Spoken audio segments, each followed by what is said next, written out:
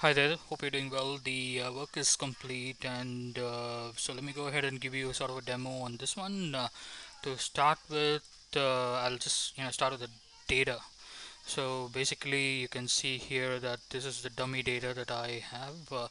So let's say you wanted to go ahead and enter a brand new information on a new row. So all that you need to do is like eventually I'll give you a couple of files. One is this file is another file is a file where you will not have any data.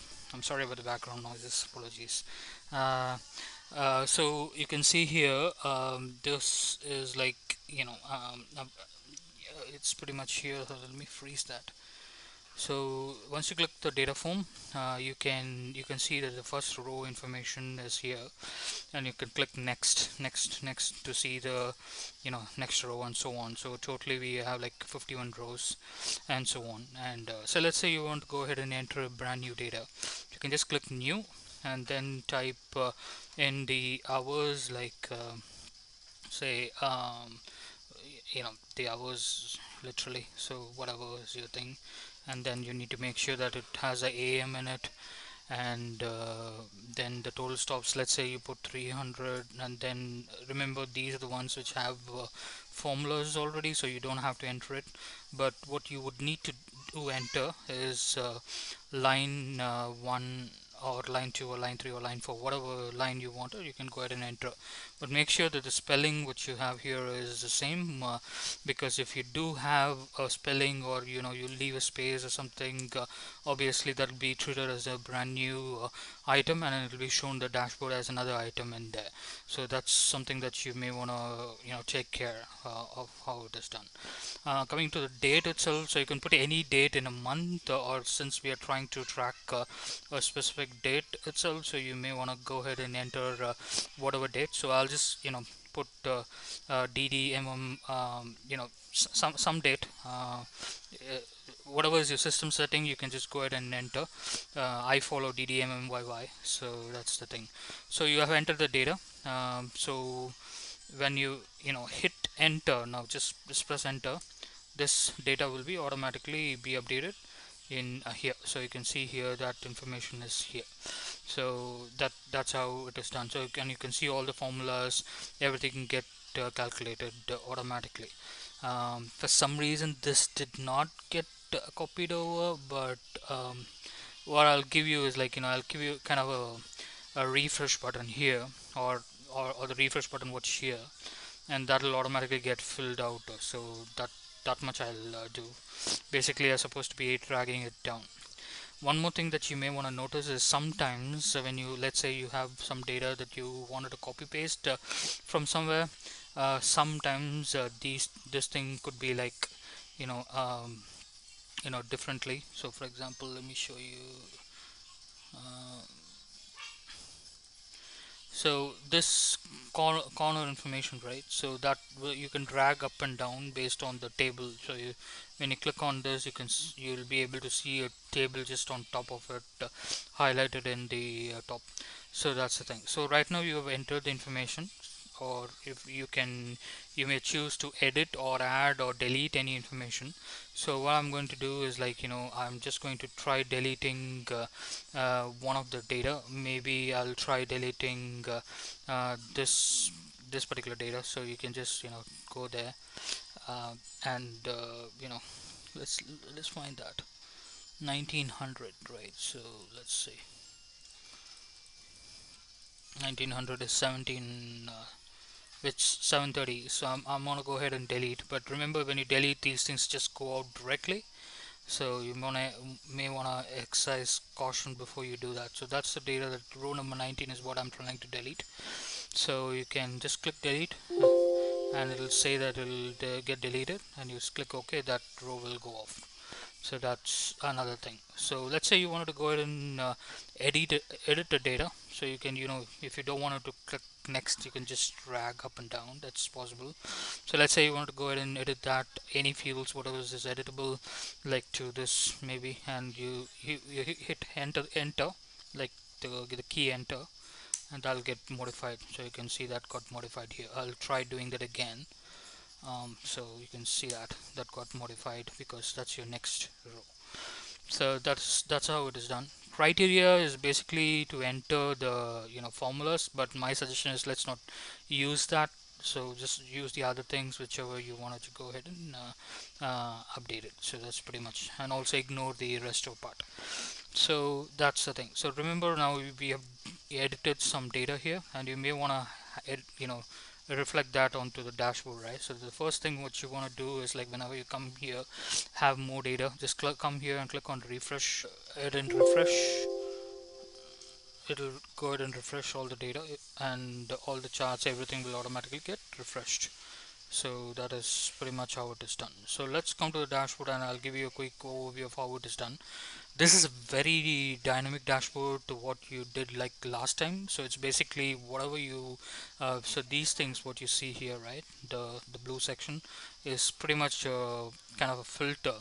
So whatever data that you wanted to see, you can the whole dashboard will automatically get restored, barring these four charts, this, because these are set in such a way that you will see line 4, line 3, line 4 and 2 and information, but the other charts will work. So first let me give you an overview of what the charts are. So if you wanted to go see all the lines, you don't have to select any of the lines, but if you, let's say you want to go ahead and select and see only line 1, when you click on line 1, all the data that you see here for the MTF is filtered only for line 1. So if you see here, all this are like kind of line 2, I'm sorry, line 1, and so that's how it kind of works. Let's try refreshing it. So let's say you want to see for line 2, you can click that, and you can see all these data, every single one of them except these four.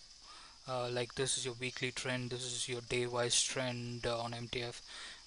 They will get automatically refreshed. So let's say you want to go ahead and see for a specific month after selecting line 2, or let's say you want to select for a first quarter, select for 3 quarters, and it will show you what is the 3 quarter MTF here as well. Remember, these four again are not bound to these things. Okay, so the point here is, like, you can make multiple selections. Let's say in this you wanted to see only week 3, and in this you wanted to see only week 6, so you may choose to do that. Or let's say you wanted to do see everything only for a specific date, you may choose to do that, and it'll show you only that particular day's information right here. Remember, all these things look a bit weird.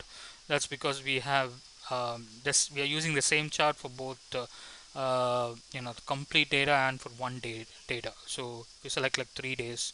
Obviously, they'll have a better look, have a trend, and so on. So that's pretty much how it works. So hope it makes sense. Let's say you want to go again and see for a specific week, you may choose to do by clicking a specific week, all the data will automatically get updated. So that's how it works. So this is your month on month trend for every whatever selection you do. So if you, let's say you want to select see everything, like all the lines, you may choose to not filter. So this is your clear filter. You can see at the moment it's not entered, right? So you can go ahead and choose to do that, and it'll show you for everything. That's pretty much how it's done. And this one shows you like on a month on month on each trend. For example, you can see uh, the line 1 is here, and so it gives you a month on month trend within line 1, line 2, line 3, but that's for Jan. So it's, you can see that's gonna get minuscule, and you can see it is updated.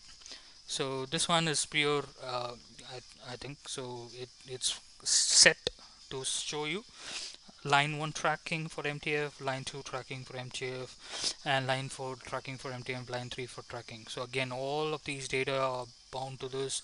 So if you have more number of data, this will automatically get updated. Let's say you have only 1 or 3 days of data, obviously that particular information will be reflected. That's how it works. This is your weekly trend on week. So right now we have, like, 52 weeks or 53 weeks, let's say. That chart will automatically get shrunk a little bit. Like, for example, let's say it'll shrunk like that, and it'll show you um, 52 weeks and so on, based on the date again.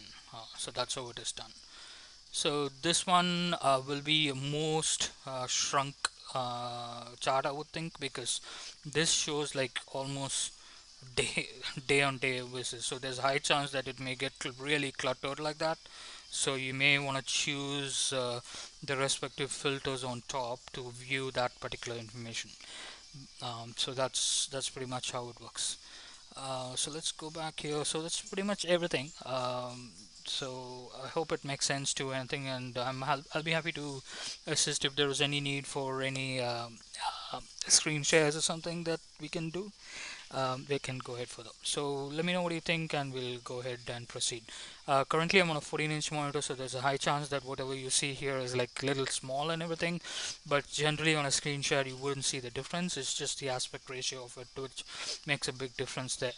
So my suggestion is like if you're gonna go ahead and view this in a let's say a 21 inch or a 27 inch or whatever is your monitor rate, you can go ahead and set the zoom level right here. Right now I'm setting it to 80, so you may want to choose it to put it to 100 or 120 as how it fits. But the aspect ratio of how it fits on a screen will be almost the same, because let's say you wanted to use this on a laptop, then you may choose to do that as well. So you need both flexibility of it fitting into a laptop, and as well as it fitting it to a bigger monitor. So that's pretty much how it's done. So let me know what you think, and we'll go ahead further from there. Thank you. Have a good day. Bye.